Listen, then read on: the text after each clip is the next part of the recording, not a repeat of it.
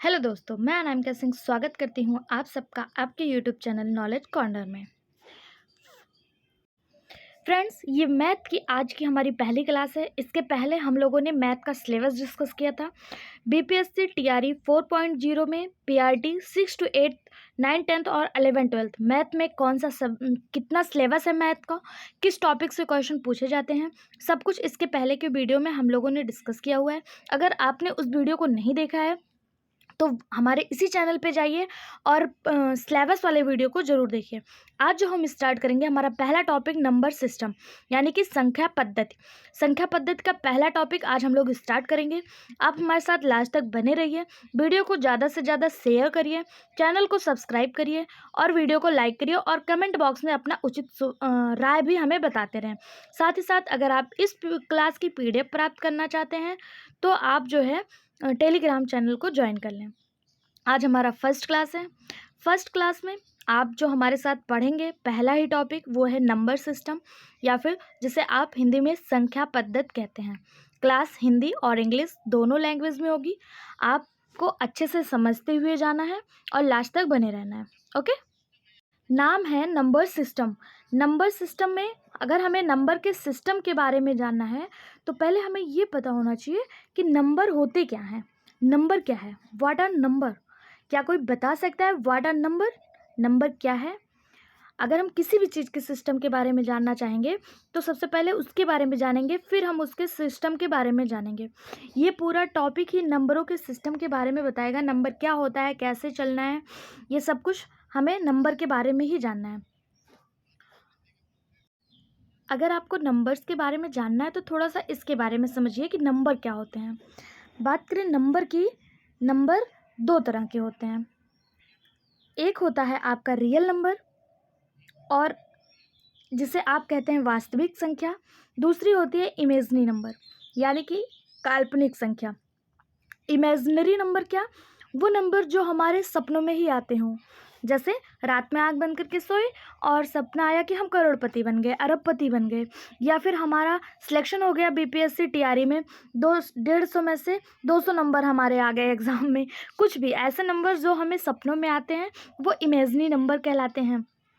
ऐसे नंबर जो हमें रियल रूप से देखने को नहीं मिलते हैं वो इमेजिनरी नंबर कहलाते हैं।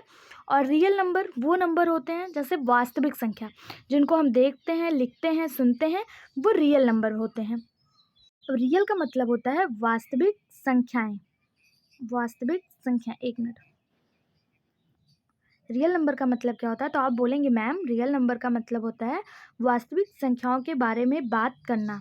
इमेजिनरी नंबर्स का मतलब होता है बेसिकली, अगर हम बात करते हैं तो काल्पनिक संख्या। ठीक है, इमेजिनरी नंबर का मतलब होता है काल्पनिक संख्या। ये काल्पनिक संख्या काल्पनिक होती हैं।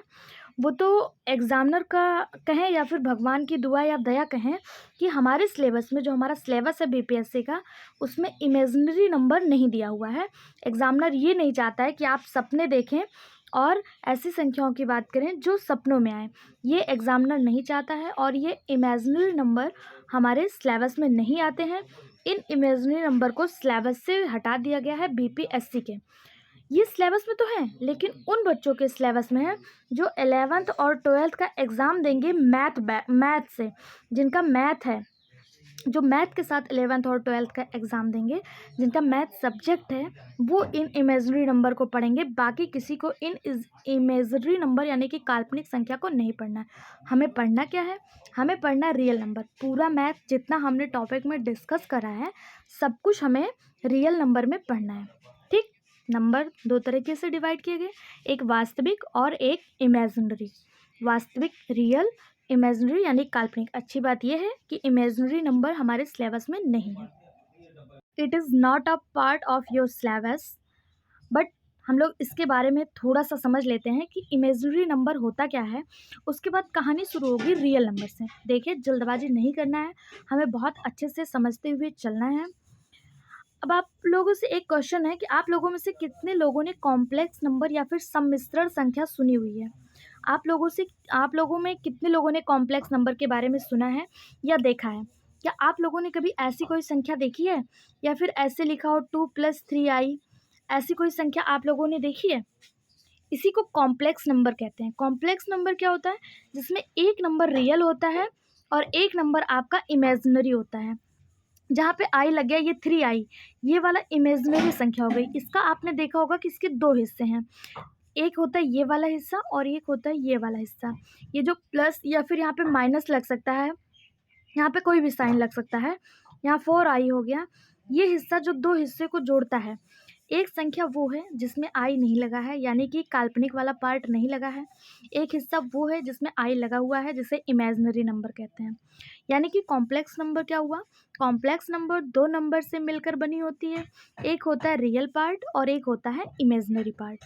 रियल पार्ट यानी कि वास्तविक संख्या, इमेजिनरी पार्ट यानी काल्पनिक संख्या।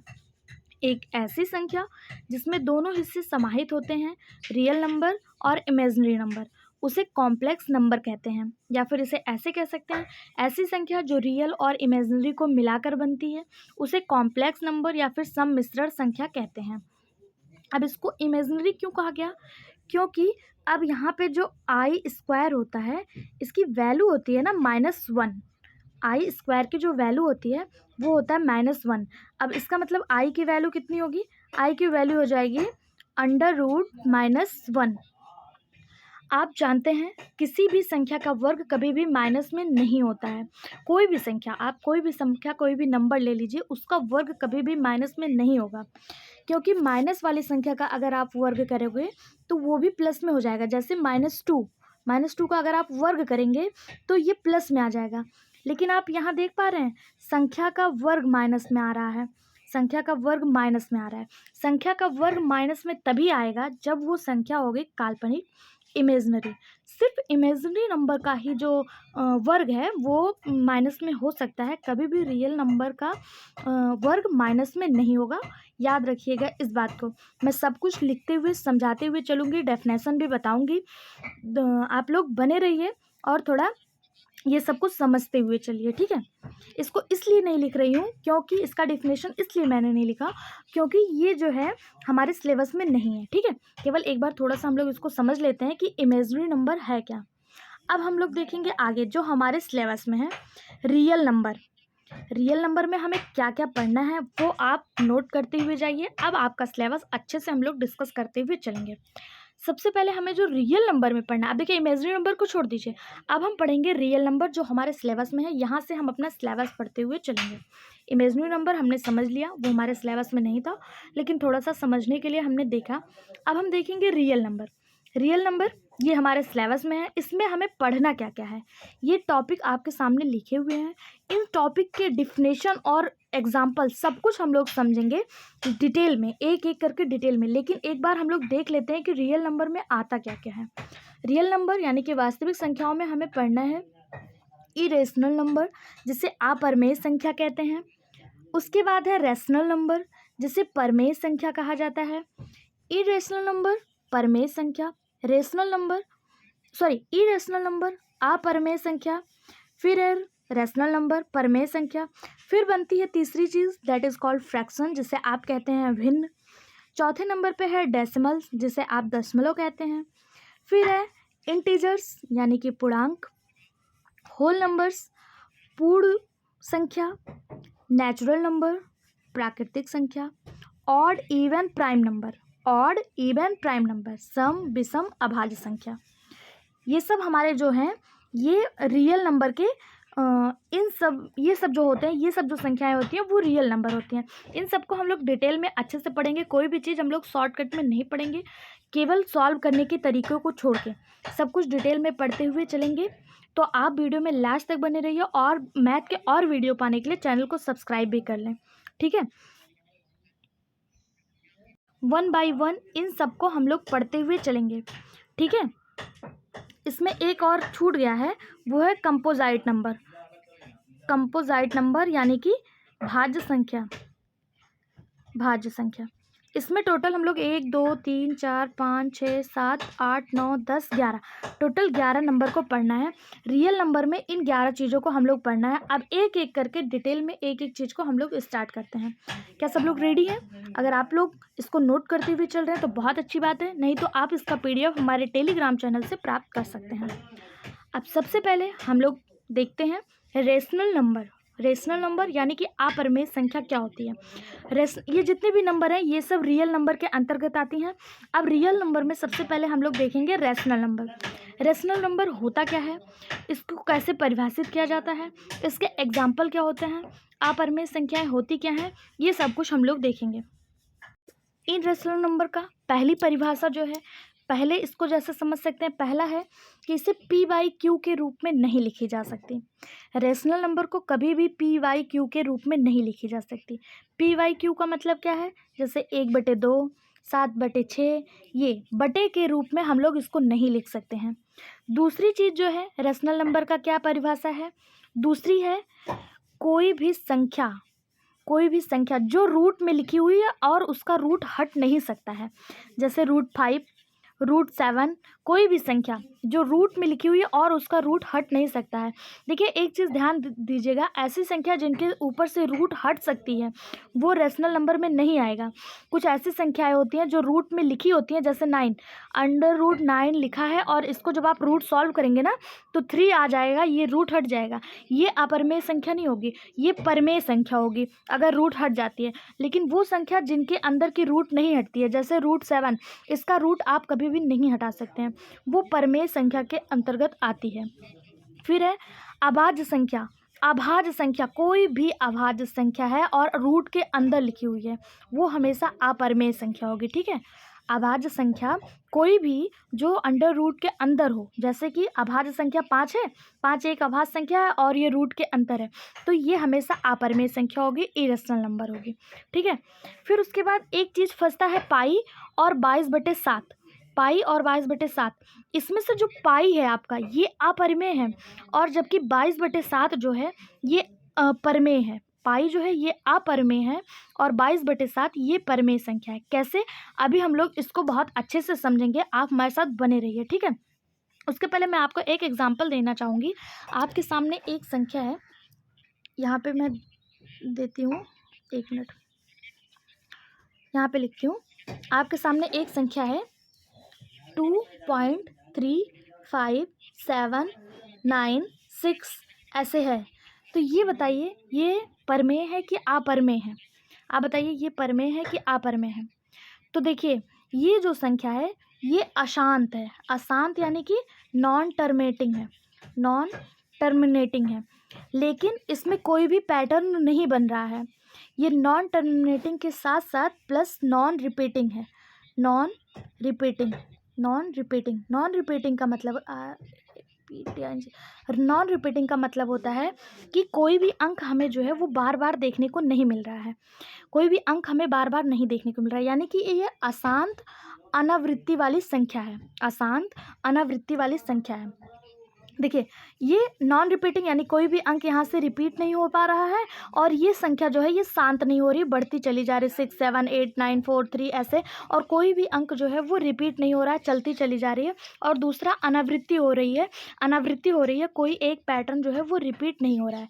इस संख्या को भी कहा जाता है अपरिमेय संख्या। इसको क्या कहा जाता है, it is the type of अपरिमेय संख्या। ऐसी संख्या भी क्या होगी, इरेशनल नंबर होगी। यहाँ पे मैं लिख देती हूँ 2.35789। अब हम जो है ये पता चल गया ये कैसा है, आप इसके नोट्स बनाते हुए चलिएगा। ये जो मैं यहाँ पे लिख रही हूँ ये आपको PDF में नहीं मिल पाएगा, ठीक है। देखिए अगर आपको यहाँ पे हम लोगों ने देखा पाई देखा हम लोगों ने, पाई जो है ये पाई क्या है, ये अपरिमेय संख्या है, लेकिन 22/7 जो है ये परिमेय संख्या है।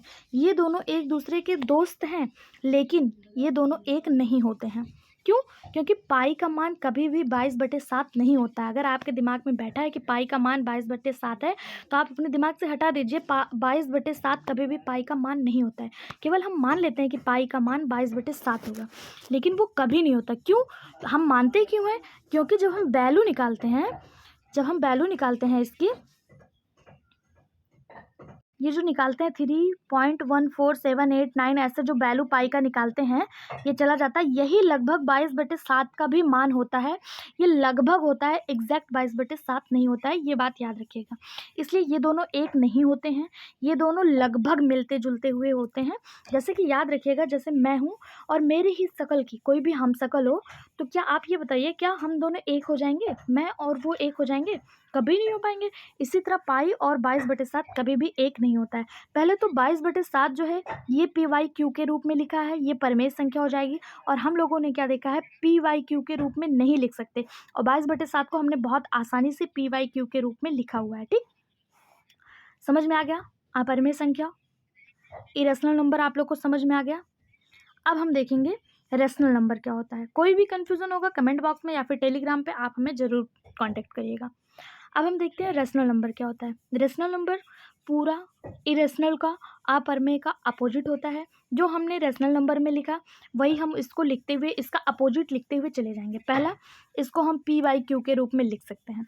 रेशनल इरेशनल नंबर में हम लोगों ने देखा कि इसको हम PYQ के रूप में नहीं लिख सकते, रेशनल नंबर में हम PYQ के रूप में लिख सकते हैं। दूसरा क्या है, सभी भिन्न परमेय संख्या होती हैं, यानी कि भिन्न क्या, जिसको भिन्न यानी कि PYQ के रूप में जिसे हम लिख सकते हैं। ठीक है, फिर देखिए जितने भी आपके डेसिमल हैं, जितने भी डेसिमल हैं, जितने भी इंटीजर हैं, जितने भी इंटीजर हैं, जितने भी आपके होल नंबर्स हैं, WS होल नंबर्स हैं, जितने भी आपके ऑड नंबर हैं, जितने भी आपके इवन नंबर हैं, जितने आपके प्राइम नंबर हैं, जितने आपके को प्राइम नंबर हैं, जितने आपके कंपोजाइट नंबर हैं, ये सभी रेशनल नंबर होती हैं।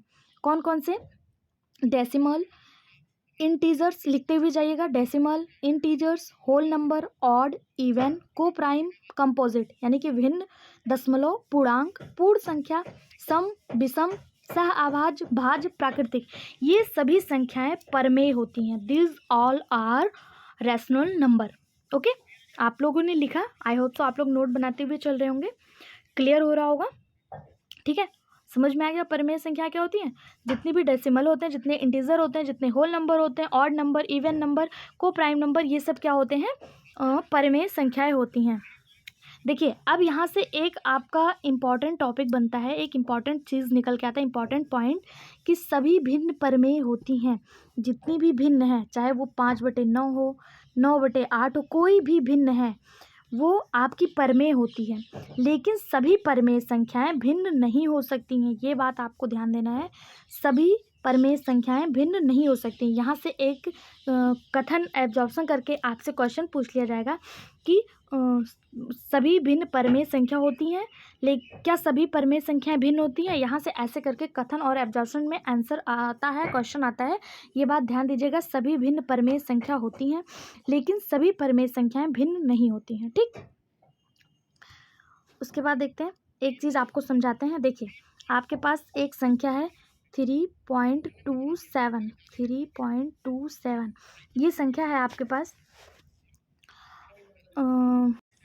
आप बताइए ये परमेय है कि अपरमेय?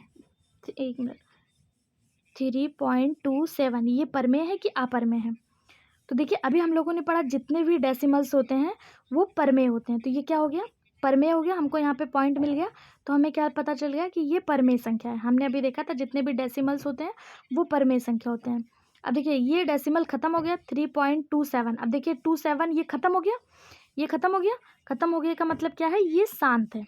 3.27 ये शांत है। शांत का मतलब इंग्लिश में कहते हैं टर्मिनेटिंग, टर्मिनेटिंग, टर्मिनेटिंग। टर्मिनेटिंग का मतलब वो होता है कि जो पॉइंट के बाद ख़त्म हो जाती हैं, पॉइंट के बाद शांत हो जाती हैं, ये सभी क्या कहलाती हैं, परमेय संख्या कहलाती हैं। क्या कहलाती हैं, परमेय संख्या कहलाती हैं। एक एग्जांपल और आप लोग को देते हैं, ये है 3.555 डॉट डॉट डॉट, या फिर एक संख्या और देते हैं 2.171717, फिर एक देते हैं 1.357357। आप बताइए ये रेशनल है कि इनरेशनल है? अब आप ध्यान देंगे कि ये सारी जितनी भी संख्याएं, अरे यार एक मिनट में फिर से लिखती हूँ, संख्या आपके पास है, यहाँ पे लिखती हूँ 3.5555 दूसरा संख्या है 2.161616। तीसरी संख्या है 1.747747। ये संख्या है, आप बताइए ये संख्या कैसी है? तो आप बोलेंगे ये सारी संख्याएं अशांत संख्या है। कैसी है? अशांत संख्या है, यानी शांत नहीं हो रही है, यानी कि नॉन टर्मिनेटिंग है। क्या हो रहा है यार, संख्या कहाँ गायब हो जा रही है? इसको जब आप बता दिए कि ये नॉन टर्मिनेटिंग है, यानी कि अशांत है।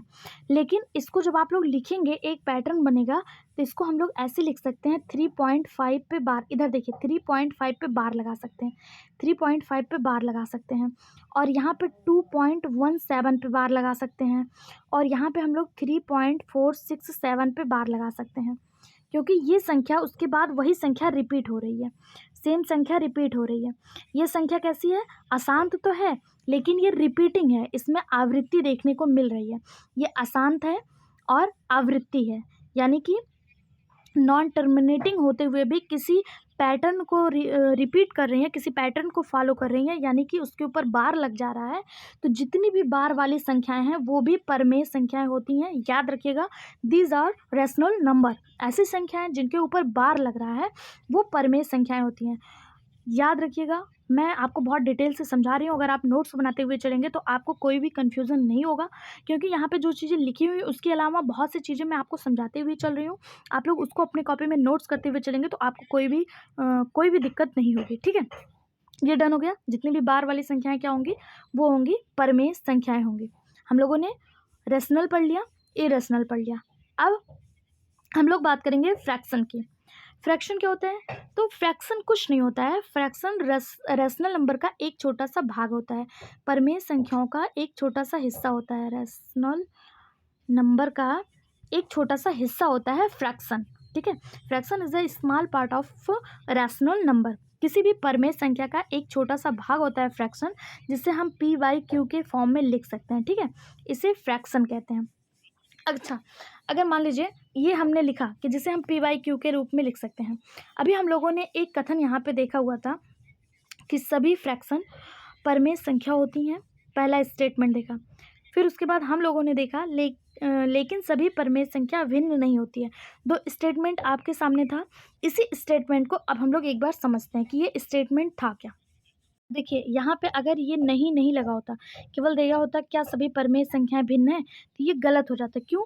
क्योंकि सभी परमेय संख्याएं भिन्न नहीं होती हैं, ये मात्र रेशनल नंबर का एक छोटा सा टुकड़ा होता है। जैसे मान लीजिए 3/4 लिखा है, तो 3/4 का मतलब क्या होता है? 3 चीज़ें आपके पास थी, आपने उसे 4 लोगों में बांट दिया। बेसिकली भिन्न जो होती है वो ये बताती है कोई एक चीज़ है आपके पास, वो आप कितने लोगों में बांट रहे हैं। भिन्न जो होती है वो अंश और हर के बीच की तुलना होती है।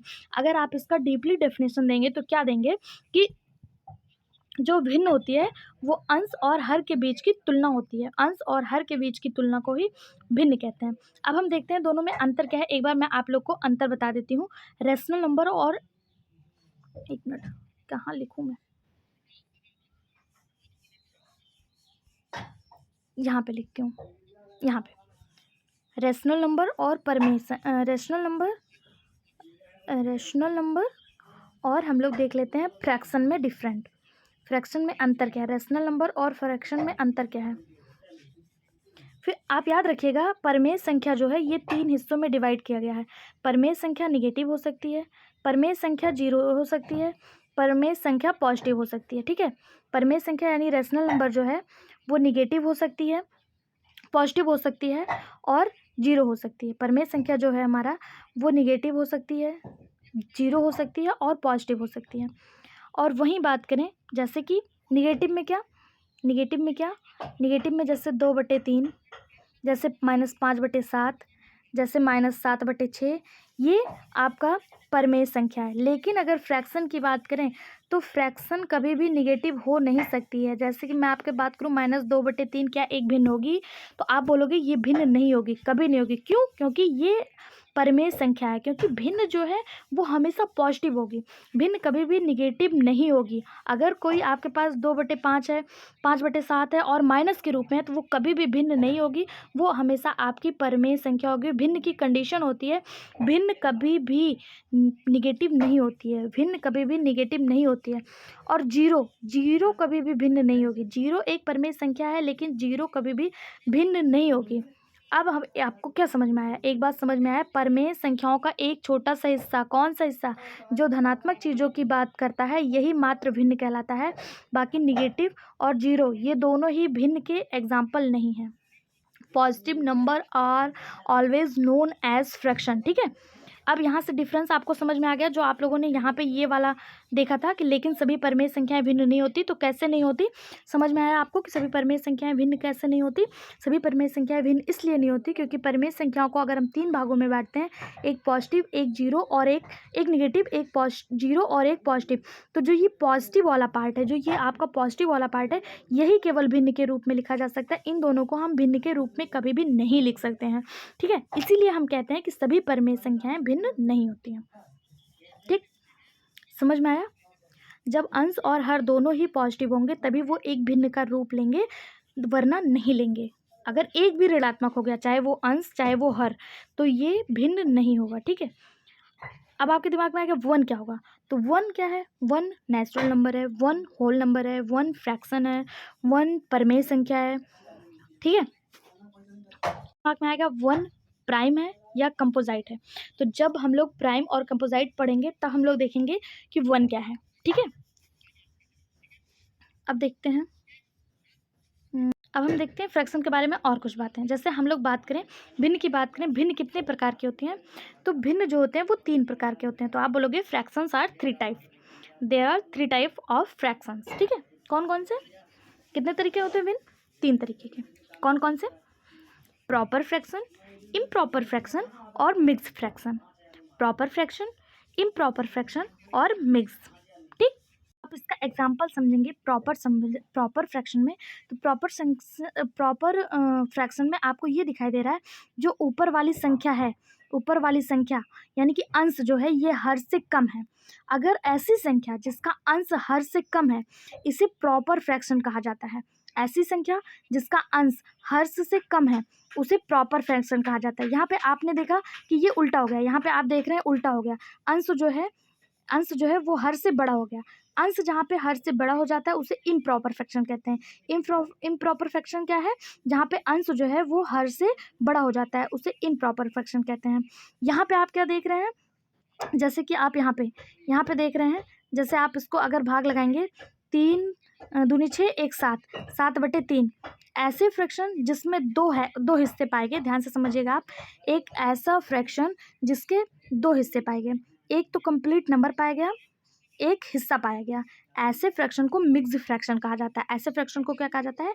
मिक्स्ड फ्रैक्शन कहा जाता है। ये फ्रैक्शन क्या होता है? मिक्स्ड फ्रैक्शन होता है। ठीक है, इसको आप ऐसे भी लिख सकते हैं 1/1/7। जैसे कि 7 एकम 7 1 8, यानी कि 8/7। ऐसा फ्रैक्शन जिसे एक नंबर पाया गया और एक हिस्सा पाया गया।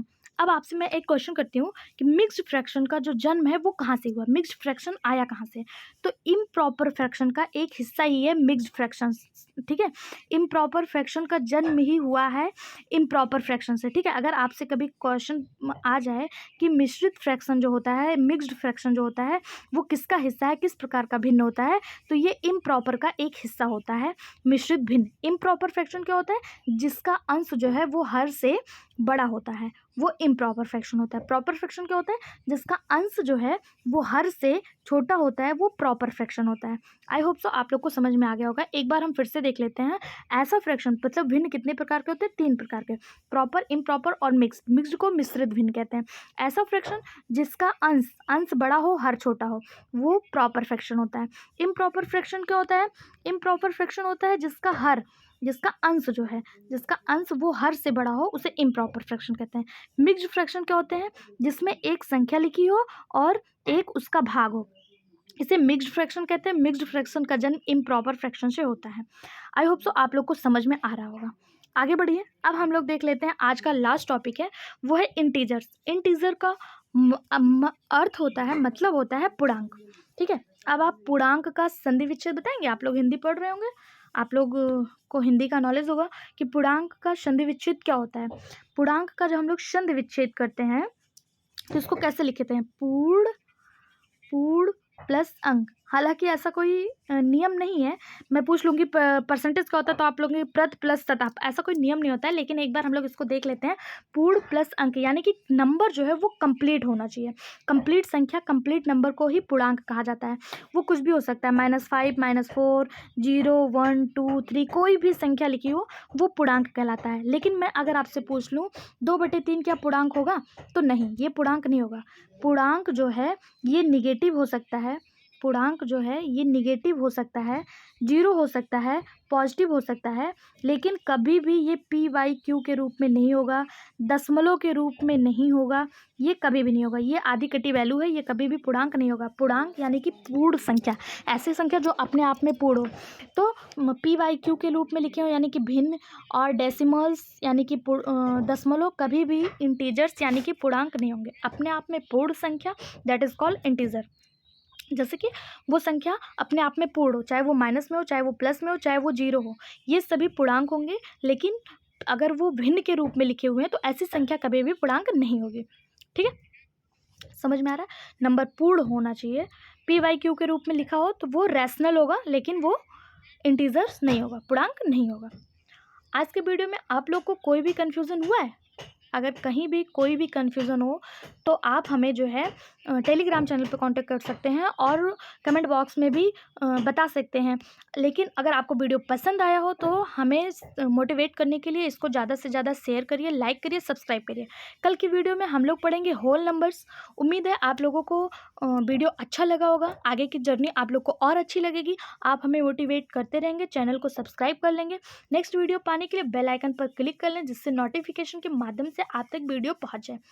ठीक है, अगर आप BPSC तैयारी 4.0 की तैयारी कर रहे हैं तो आप हमारे इसी चैनल पे सभी प्रीवियस ईयर क्वेश्चन, सभी सब्जेक्ट के और संभावित क्वेश्चन वो भी कराए जा रहे हैं, आप उन्हें भी ज़रूर देखें। वीडियो में बने रहने के लिए धन्यवाद।